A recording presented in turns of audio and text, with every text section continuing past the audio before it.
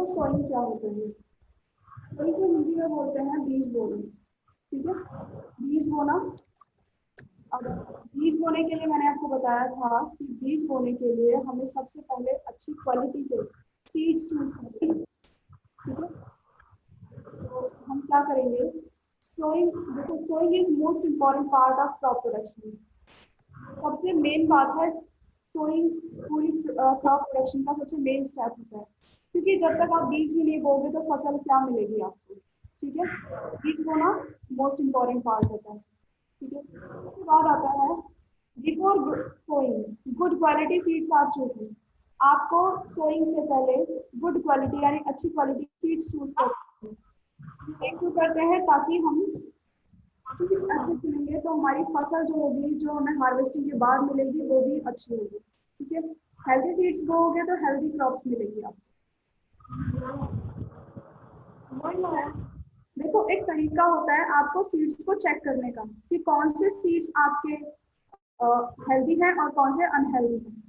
ठीक है, तो इसके लिए क्या होता है, हम क्या करते हैं, एक वेसल में पानी लेते हैं, पानी के अंदर हम सीड्स को डालते हैं। ठीक है, जब हम सीड्स को डालते हैं तो कुछ सीड्स उनमें से ऐसे होते हैं जो फ्लॉट करते हैं, ऊपर तैरते हैं।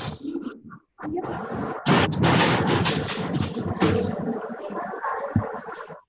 आप सुनो, आप का माइक ऑन है, पहले से ऑफ करो। माइक ऑफ करो, किसी का माइक ऑन है। ठीक है, और गलती से भी ऑन मत करना। ठीक है, सुन लो ध्यान से आप, और कोई प्रॉब्लम हो तो हैंड रेज करना। तो हम सीड्स को चेक करने के लिए क्या करते हैं, जो पानी में हमने सीड्स डाले उनमें से जो हल्के सीड्स होते हैं वो फ्लॉट करते हैं। और वो हल्के क्यों होते हैं, क्योंकि वो अंदर से ना हॉलो होते हैं, हॉलो यानी कि खोखले होते हैं, और वो बिल्कुल बेकार सीड्स होते हैं।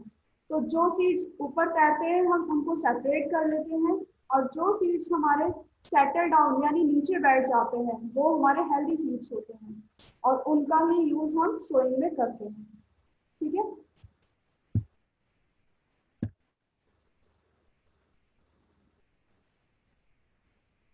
हाँ यश बोलो क्या प्रॉब्लम है।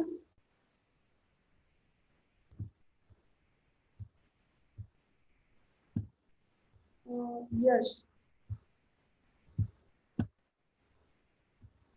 यश बताओ। आवाज ही नहीं आ रही आपकी। मेरी आवाज नहीं आ रही है? नहीं। अब आ रही है? नहीं। आपको कैसे पता मैं बोल रही हूँ? आप रिस्पॉन्स तो दे रहे हो। क्या बोल रही है?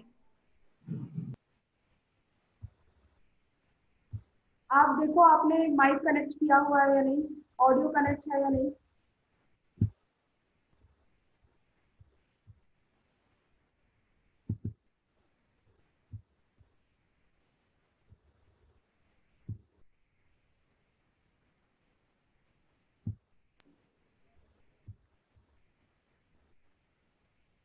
ठीक है,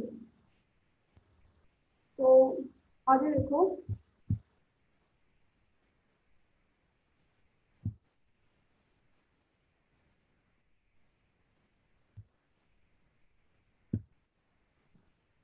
देखो जो डैमेज सीड्स थे वो हमें पता चल गए, यानी कि जो हमारे सरफेस पर प्लॉट करेंगे वो डैमेज सीड्स होंगे। इस तरह हम सेपरेट कर सकते हैं और हेल्दी अच्छी सीड्स को हम चूज कर सकते हैं। ठीक है, नेक्स्ट आता है sowing is done either by funnel shaped tube or seed drill। देखो क्या होता है कि सीड्स को दो तरीके जमीन में डाल सकते हैं, उनको बो सकते हैं। दो तरीके क्या होते हैं, या तो उनको हम फनल शेप का एक टूल होता है, फनल आपने देखा होगा जिसमें से वो तेल वगैरह डालते हैं, फनल शेप का होता है। ठीक है, इस टाइप का टूल होता है और उसे जमीन में डालते हैं और ऊपर से सीड्स डालते हैं तो सीड्स बहुत गहराई तक चले जाते हैं। ठीक है, दूसरा आता है जो बहुत ही डेवलप्ड मशीन होती है, सीड ड्रिल। सीड ड्रिल देखो इस टाइप की होती है, मैं आपको दिखाती हूँ। ये तो है आपका वो फनल शेप टूल, कुछ इस टाइप का होता है, इस तरह से इसे रन करते हैं और ऊपर ये फनल शेप का होता है। अब इसमें से जब सीड्स डालते हैं तो वो बिल्कुल इसके नीचे से होते हुए जमीन में जाता है, ठीक है, ये सॉरी यहाँ इसमें जाता है, ये जो हिस्सा आपको दिख रहा है, ठीक है। ये लेकिन बहुत ही ट्रेडिशनल मेथड है, पुराना हो चुका है, अब इसका यूज बहुत ही रेयर होता है या होता ही नहीं है, क्योंकि अब बहुत मॉडर्न टेक्नोलॉजी है। नेक्स्ट आपका ये सीड ड्रिल। सीड ड्रिल देखो ट्रैक्टर ड्राइवर होता है, ये पीछे आप देख रहे हो इसका, ये देखो इसने यहाँ सीड्स डाले हुए हैं, ये सीड्स को डाल लेते हैं और इस तरह से उनको ये नीचे, ये कुछ कुछ कल्टीवेटर टाइप का ही है, बट ये अंदर से हॉलो होता है, खोखला होता है, तो सीड्स जो ऊपर डालते हैं वो नीचे निकल जाते हैं, ठीक है। इस तरह से वो जमीन में सोइंग कर सकते हैं। ये बहुत ही फास्ट काम करता है, बहुत टाइम सेव करता है, इसलिए आजकल हम सीड ड्रिल का ज्यादा यूज करते हैं, ठीक है। नेक्स्ट आता है हमारा, अब हम क्या करेंगे, देखो हमने प्रिपरेशन ऑफ सॉइल भी कर लिया और हमने सोइंग भी कर लिया। इसके बाद क्या होगा, जब बीज को हम जमीन में डाल देते हैं तो उनको न्यूट्रिशन की जरूरत होती है, तो अब हम उनमें फर्टिलाइजर्स ऐड करेंगे। यानी कि नेक्स्ट स्टेप जो आता है हमारा, वो क्या आता है, एडिंग मैन्योर एंड फर्टिलाइजर्स, ठीक है। हम उनमें मैन्योर एंड फर्टिलाइजर्स ऐड करेंगे। अब ऐड करने के बाद क्या होगा, for healthy growth of plants manure and fertilisers are added to the soil. देखो जिस तरह हमें सर्वाइवल के लिए, अपने हेल्थ के लिए, अपनी ग्रोथ के लिए न्यूट्रिशन होती है, इसी तरह प्लांट्स को हेल्दी ग्रोथ के लिए, अच्छी ग्रोथ हो उनकी, किसी तरह की बीमारी ना लगे, हेल्दी ग्रोथ के लिए हम प्लांट्स में मैन्योर एंड फर्टिलाइजर्स ऐड करते हैं, ठीक है।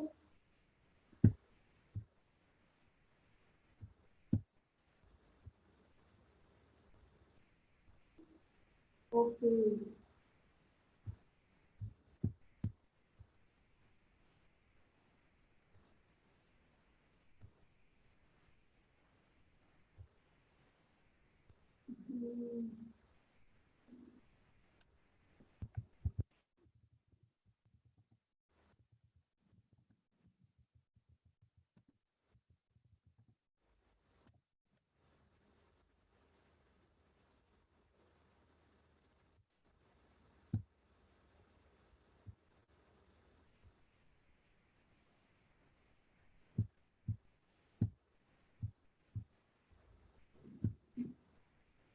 नेक्स्ट,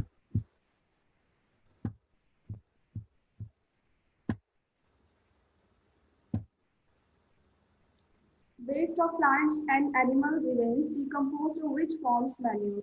देखो क्या होता है, आपने देखा होगा कि मैन्योर जो होता है ना, वो हमारा फील्ड में प्रिपेयर किया जाता है। फील्ड यानी कि उनको खेत में प्रिपेयर करते हैं।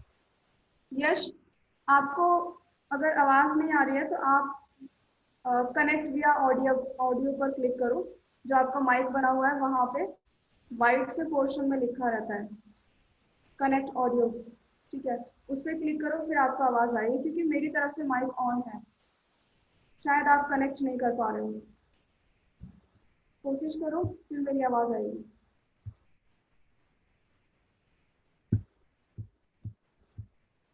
ठीक है, तो जो प्लांट का वेस्ट होता है, एनिमल का जो वेस्ट होता है, वो क्या होता है, जब हम फीड में डाल देते हैं सॉइल में, वो क्या होता है, सॉइल में माइक्रो ऑर्गेनिज्म प्रेजेंट होते हैं बहुत तरह के, तो वो क्या करते हैं, उसको डिकम्पोज करते हैं, यानी कि उसको खाते हैं, खाने के बाद जो डस्ट करके डालते हैं वो हमारे मैन्यूर का काम करता है, ठीक है। माइक्रो ऑर्गेनिज्म डिकम्पोजिशन में हेल्प करते हैं, और जो डिकम्पोज किया हुआ जो एनिमल और प्लांट का वेस्ट होता है वही मैन्यूर होता है, ठीक है। तो हम मैन्योर प्लांट्स में ऐड करते हैं, प्लांट को न्यूट्रिशन प्रोवाइड करते हैं। इसके बाद आता है आपका फर्टिलाइजर्स। फर्टिलाइजर्स क्या होते हैं, देखो फर्टिलाइजर्स जो है ये एक तरह के केमिकल्स होते हैं, और केमिकल्स हैं तो सिंपल सी बात है, फैक्ट्री में प्रिपेयर किए जा रहे होंगे, केमिकल्स का यूज करके प्रिपेयर किए जाते हैं, ठीक है। बहुत बड़ी बड़ी फैक्ट्रीज होती हैं, उनमें प्रिपेयर करते हैं इनको, ठीक है। केमिकल आपने देखा होगा, urea, potash, NPK, N for nitrogen, P for phosphorus and K for potassium. ये तीन मेनली बहुत इंपॉर्टेंट होते हैं जो प्लांट को चाहिए ही चाहिए। NPK, ठीक है। इसके बिना अगर इनमें से किसी भी न्यूट्रिशन की कमी होती है तो उसके प्लांट की हेल्थ पर असर पड़ सकता है। आप चाहे यूरिया ना दो, पोटाश ना दो, लेकिन NPK उनको जरूर चाहिए।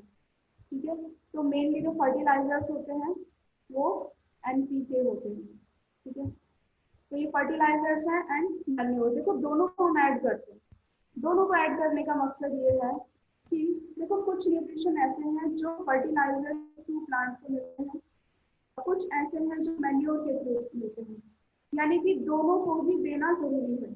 ऐसा नहीं कर सकते हम कि प्लांट्स को मैन्योर दे, फर्टिलाइजर्स ना दे, या फर्टिलाइजर्स दे, मैन्योर ना दे। दोनों की ही मात्रा देनी होती है।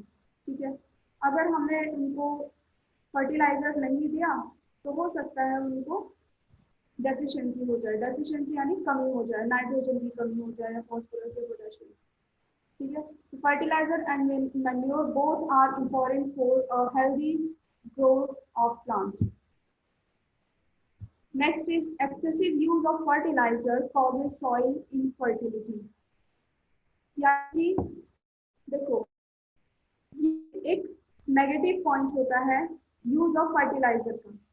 यानी कि कभी कभी फर्टिलाइजर जब हम ज्यादा मात्रा में उगा देते हैं, ज्यादा मात्रा में सॉरी मिला देते हैं सॉइल में, तो सॉइल की जो फर्टिलिटी होती है वो कम हो जाती है। सॉइल की फर्टिलिटी हम एक तरह से कह सकते हैं मिट्टी की उर्वरता। यानी कि सॉइल जो है, सॉइल में जितने जितने ज्यादा न्यूट्रिशन होंगे वो उतनी ज्यादा फर्टाइल होती है। लेकिन क्या होता है कभी कभी ज्यादा फर्टिलाइजर यूज करने से ना उसके न्यूट्रिशन जो होते हैं खत्म हो जाते हैं, और इस तरह से सॉइल इनफर्टाइल हो जाती है। ठीक है,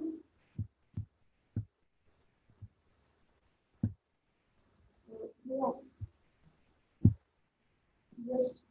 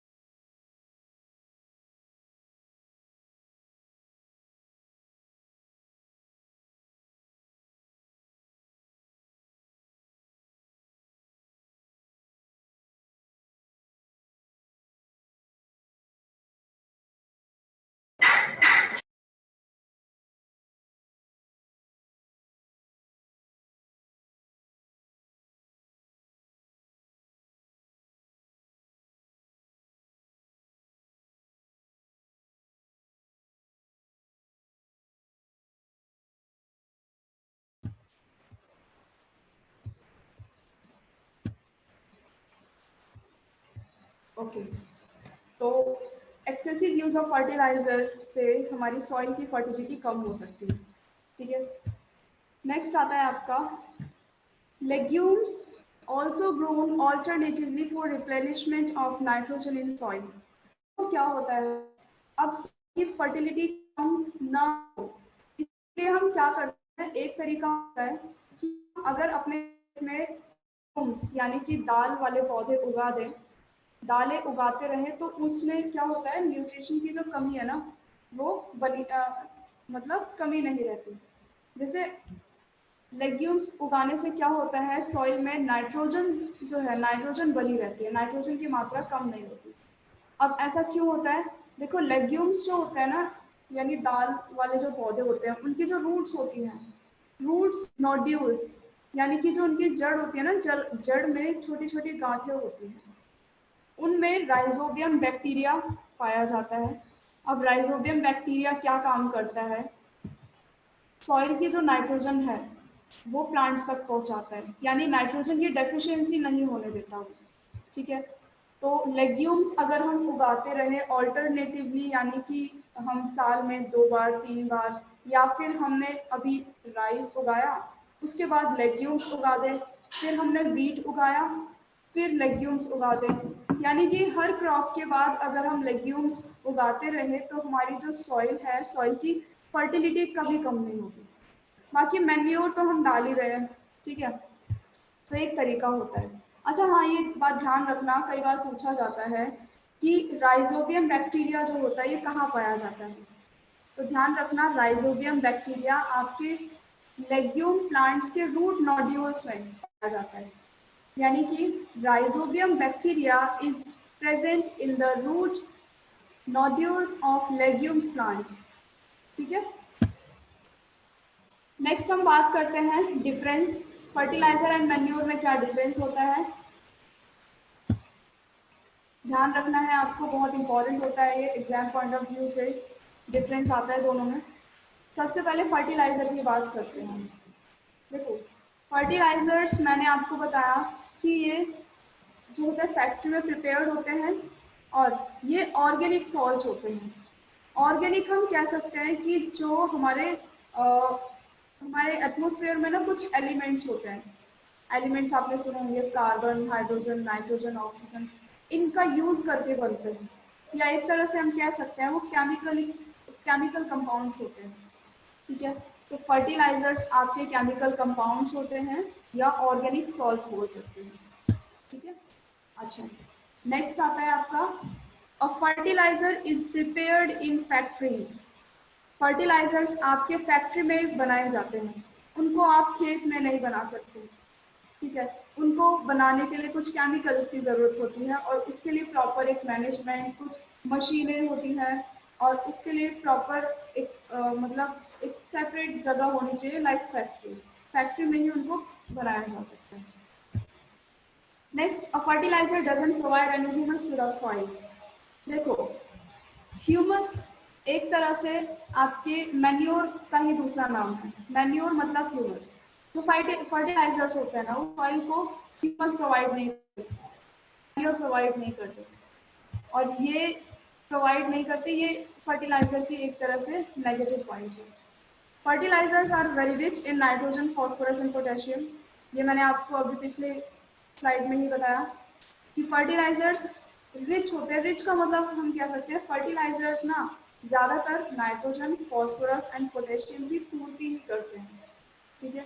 यानी कि अगर हमारे प्लांट को NPK चाहिए तो हम उनको फर्टिलाइजर प्रोवाइड करेंगे। ठीक है, डायरेक्टली। अब मैन्योर, मैन्योर क्या होता है? मैन्योर एक नेचुरल सब्सटेंस होता है जो हमारा किससे मिलता है? Decomposition of cattle, dung, human waste and plant residues.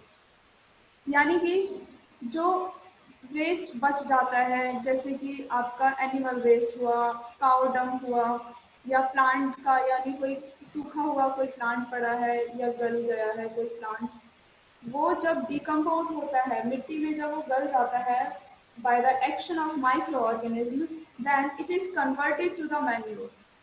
तब वो मैन्योर में चेंज हो जाता है। तो इस प्रकार मैन्योर बनता है। और मैन्योर बनाने के लिए कोई स्पेशल अरेंजमेंट की ज़रूरत नहीं होती है, ये नेचुरली बनता है। लिखा है ना, नेचुरल सब्सटेंस है, ये अपने आप ही बन जाता है। जैसे हम बात करें कि जो हमारे गांव वगैरह होते हैं, उनमें जो खेत होते हैं, खेत में आपने देखा होगा वेस्ट यूं ही पड़ा रहता है, चाहे वो ह्यूमन वेस्ट हो, एनिमल वेस्ट हो, या कैटल डंग हो, कुछ भी हो। और वो वेस्ट ही एक्चुअल में डिकम्पोज होने के बाद मैन्योर में चेंज हो जाता है, कुछ टाइम बाद अपने ही आप हो जाता है नेचुरली। तो मैन्योर इसलिए बहुत हेल्पफुल होता है, इसको बनाने के लिए कोई खर्चा नहीं करना है, कुछ नहीं करना। ठीक है। और ये प्लांट्स के लिए हेल्दी भी है। और दूसरी चीज़ ये है कि आप घर पे भी मैन्योर बना सकते हो। जैसे आप कोई भी वेस्ट, जैसे आपके किचन में वेजिटेबल वेस्ट होता है या पील्स वगैरह होते हैं, छिलके होते हैं वेजिटेबल के या फ्रूट्स के। ठीक है। ये जो बचे हुए हैं, जैसे केले के छिलके हो गए या आपकी सब्जी का जो छिलका होता है, उसको अगर आप मिट्टी के अंदर दबा के कुछ दिनों तक रख दें तो वो bye the action of micro organism वो डिकम्पोज हो जाएगा, और डिकम्पोज होने के बाद वो मैन्योर में चेंज हो जाता है। ठीक है। तो इस तरह से मैन्योर हमारी क्रॉप को भी बहुत अच्छे से ग्रो करता है एंड हेल्दी भी होता है। नेक्स्ट आता है, manure can be prepared in the field. जैसे कि मैंने आपको बताया, इसको आप फील्ड में प्रिपेयर कर सकते हो। ठीक है। इसको फैक्ट्री में बनाने की कोई ज़रूरत नहीं है, नेचुरली बनता है ये। नेक्स्ट है manure provides a lot of humus to the soil. जो ह्यूमस फर्टिलाइजर प्रोवाइड नहीं करता वही ह्यूमस बहुत बड़ी मात्रा में मैन्योर से मिलता है। ठीक है, तो ये डिफरेंस है। लास्ट पॉइंट है manure is relatively less rich in plant nutrition. देखो इस पॉइंट से हमें पता चलता है manure is relatively less rich in plant nutrition. Plant nutrition क्या थे हमारे NPK, और NPK को मैन्योर प्रोवाइड नहीं कर सकते, तो इसलिए हमें फर्टिलाइजर्स भी डालने होंगे और मैन्योर भी डालने होंगे अपनी क्रॉप में। दोनों को साथ में यूज करते हैं। देखो मैन्योर ह्यूमस प्रोवाइड कर सकता है बट फर्टिलाइजर ह्यूमस नहीं प्रोवाइड कर सकता, और फर्टिलाइजर न्यूट्रिशन यानी NPK प्रोवाइड कर सकता है और मैन्योर NPK प्रोवाइड नहीं कर सकता। तो ये दोनों को साथ मिलकर काम करना होगा। ठीक है, दोनों को हमें अपनी क्रॉप में यूज करना होता है, फर्टिलाइजर एंड मैन्योर। बस ये बात ध्यान रखने वाली है कि फर्टिलाइजर को हमें ज़्यादा एक्सेसिव, ज़्यादा मात्रा में यूज नहीं करना है वरना हमारी सॉइल इनफर्टाइल हो जाएगी। ठीक है, क्लियर है? ओके।